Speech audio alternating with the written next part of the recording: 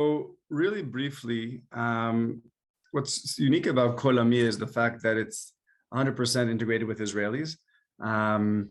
Most gap year programs, as you know, create like a bubble of the participants from overseas in Israel. And I'm not saying it in a way to put anyone down, but it's just that's the fact. We started Kol Ami 10 years ago because we realized that connecting with Israelis your age is critical. And spending so much time in Israel without really making meaningful relationships with Israelis, we felt was wrong. And that's why the entire program, the 6-month program, or if you want to add on another 3 months, so it's a full year program, you're all the time with Israelis 24/7. I'm trying to get my presentation to work. It'll take me maybe a second. In the meantime, really quickly, I'll just say that the program dates start in the end of August until the end of February. That is the basic 6 months program. And if you want, you can extend until the end of June, but because of the Australian year, it's most likely that you would want to spend the first 6 months and then you can start uni in the beginning of March. Those who for whatever reason can, want to leave a bit earlier can, obviously we can discuss that. Ramona, do you have the presentation on your side or do I have to try to find, because I have like this technical issue here. You've got it on your side. I don't have your presentation. If you share it with me now, I'll be able to share my screen. Yeah, I don't know why it's, let me try again. I thought I had it open and then I just lost it. So just a second. I'll do it one last try. These technical things always happen, unfortunately.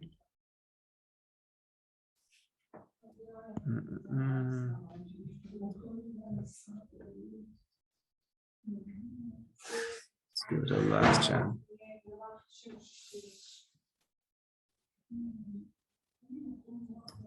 Okay, I see just the presentation that I have doesn't open. It's like it's frozen.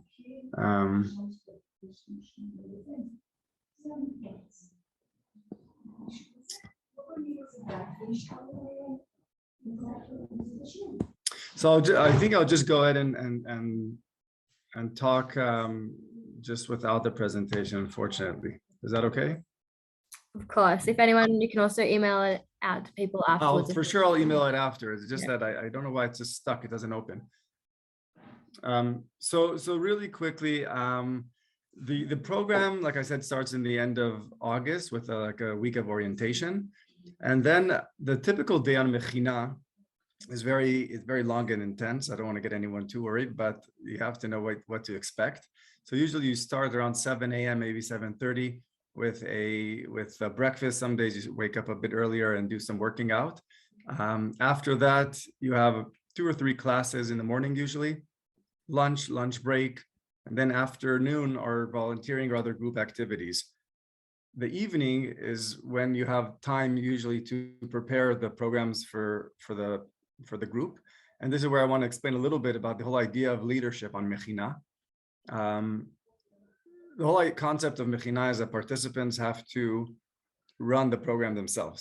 Okay, so unlike other, like when you're in high school and you go on a trip, so your teachers kind of present you the itinerary. On Mechina, you have to be part of a committee, and each committee has certain responsibilities, and the committees are responsible for running the show.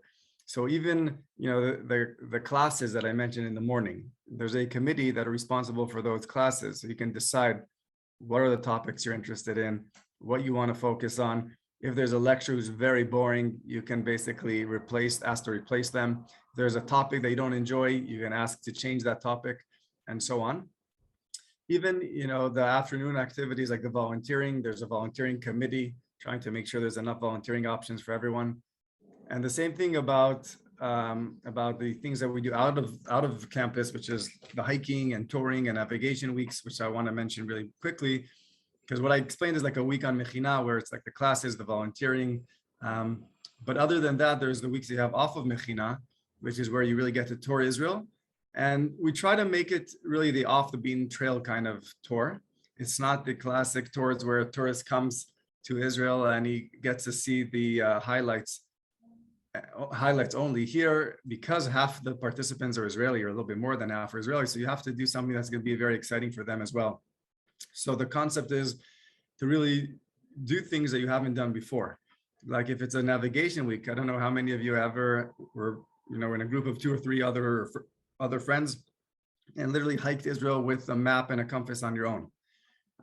Same thing about going to maybe the same places where you were, like in Jerusalem or Tel Aviv, but this time on a deeper level. You have to prepare before, you have to really meet different Israelis and different people from the Israeli society and get a better and deeper understanding of what Israel is. So aside from the hiking, navigation, and things like that, there's also a lot of emphasis on pre-army training, and I'll kind of finish with this, where because our program is with Israelis and the Israelis are preparing for their IDF, so a big component is preparation for the IDF. Now, those who are not from Israel and are not planning on going to the IDF obviously don't have to join the army, but it's still exciting for them to be with the Israelis as they prepare. So like the Krav Maga, the Israeli martial arts, or the physical aspects of training, working out, and other physical activities, or mental preparation, or discussions about ethics in war. All these things that are very critical for the Israelis before they join the IDF are super interesting and exciting for our international participants. And I think this mix of having about 60% Israelis, 40% from all over the world, so obviously not everyone from Australia, but from literally all around the world. We have alumni now in 32 countries, which is amazing. So that together, we try to find the best program that will allow both our Israelis and our international participants really thrive, grow as individuals, get to know each other, really have a good time in Israel. So I think that's it for now. I'm so upset that the presentation was stuck, but we'll send it to you later. Thank you so much, Elkanah. I can also say I just finished Mechina Kol Ami in March, and it was one of the most incredible experiences of my life. Really, like, you meet people from all around the world. I am the #1 Jaf, and I went and I was in hiking with a map and a compass, and I made it. I'm still alive, and it was just one of the most incredible experiences. So if you ever want to speak to an alumni, you're more than welcome to ask me questions and ask me about my personal experience. But any of the more logistic sides, please speak to Elkanah. Do you want to write your email in the chat, and then people can also Sure. get in contact with you. And thank you so much for joining us today. If there's any questions, also please write it. There's a question here, actually. This one is just for school leavers, so like once you finish school. Yes, it's for you have to be a high school alumni, so you have to be after finishing high school. And usually also we try to keep it like not older than 19, just because the group dynamics. So 18, 19-year-olds. Obviously, if you skipped a class and you're 17, that's fine. But our typical ages are 18, 19. Thank you.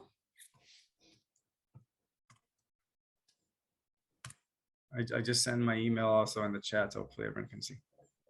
Amazing. Thank you so much. Yeah. Do you need a level of Hebrew? That's a very good question, and I wish I had my presentation because it was there. Yes, so you don't have to have a high level of Hebrew, because what's very unique about Kol Ami is that even though 60% are Israeli, we start the program in English. Okay, so the program starts the first 6 months in English, and that's really really important because it allows everyone to join. Our Israelis have to have a good enough level of English, and so do the others from around the world. So the first 3 months are in English. Then 6 out of our 7 campuses switch to Hebrew after 3 months. So you can really have like the full on Israeli experience in Hebrew for the second 3 months. Now, if you have really terrible Hebrew, never went to a Jewish school or never really cared about Hebrew classes, and you're very overwhelmed by that, you can go to that campus that stays in English for the entire 6 months. However, I do want to say, anyone who has a little bit of Hebrew and a lot of motivation can be successful in Hebrew, because it's not like no one's gonna speak English to you again, right? You can speak English and people will answer you in Hebrew, or you can, mix Hebrew and English in the second 3 months. Everyone's very welcoming and everyone wants you to succeed. So the environment really allows you to learn Hebrew. And I just want to say it's probably the best way to learn Hebrew.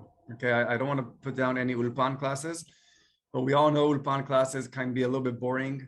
When you live with Israelis 24/7, you hear them talking on their phone with their parents. You hear them talking with themselves, with among each other. You're with that, Hebrew speaking environment. Even if the classes and everything are in English, you still get to learn so much Hebrew in a very authentic and fun way. I can also say that we had people in my cohort, we did the 3 months in English, 3 months in Hebrew.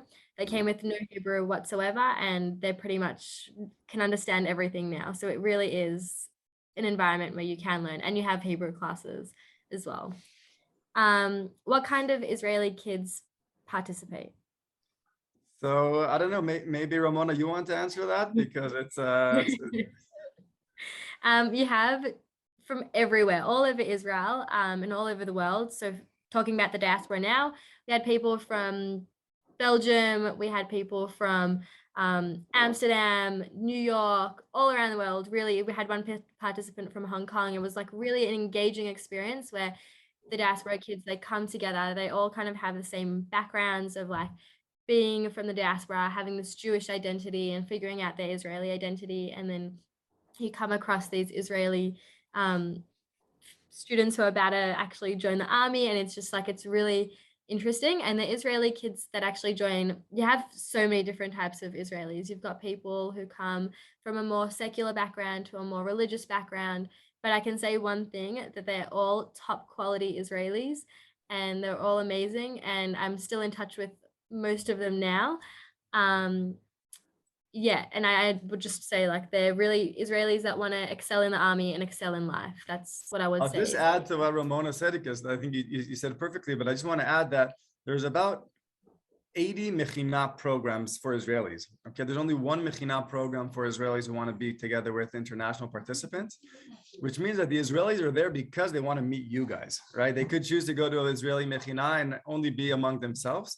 So these Israelis are, part of being great guys and girls who really want to excel, like Ramona said. They really want to meet you. And the joke among Israelis is that if you go to Kol Ami, you don't have to pay for hospitality when you do the after army, the tiul, the hike out, the journey after the army, or then they go on the long trip, post-army trip, so they can stay with their friends from Australia and their friends from around Europe and the friends from the US and Canada and Singapore. And I can say that we have so many amazing stories of Israelis who were backpacking. And even if they didn't have someone from their cohort, they would like get in touch with us saying, do we have anyone in Alaska? And yes, we have an alumni from Alaska, and it's amazing that she could help. Or someone was stuck in Singapore on the high holidays, and they reached out, and we were able to connect them with the alumni from Singapore. We literally picked them up from their hostel and took them to this beautiful home. So it's really a network of people, or a community. I don't like the word network. It's a community of likewise people who really want to get to know each other and have a great time together. Last question, why would Israeli kids join this program? So I think I answered. They'll join the program because they want to prepare for the army and they want to excel. So there is that aspect. But they choose this specific program and not any other pre-army programs because of the international aspect. Okay, a lot of our Israelis either experience a few years abroad, like we laugh about it, that we have a lot of diplomats' children.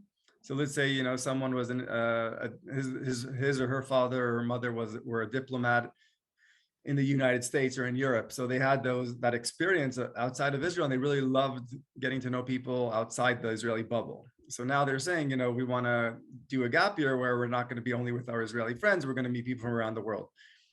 Or people who spend like a summer on a camp, Anyway, there's all kinds of Israelis who were exposed to international Jewish communities outside of Israel, and they want to continue that journey. Thank you so much, Elkanah. If anyone has any other questions, please don't hesitate to contact him and email him. Okay, thank you. Thank you.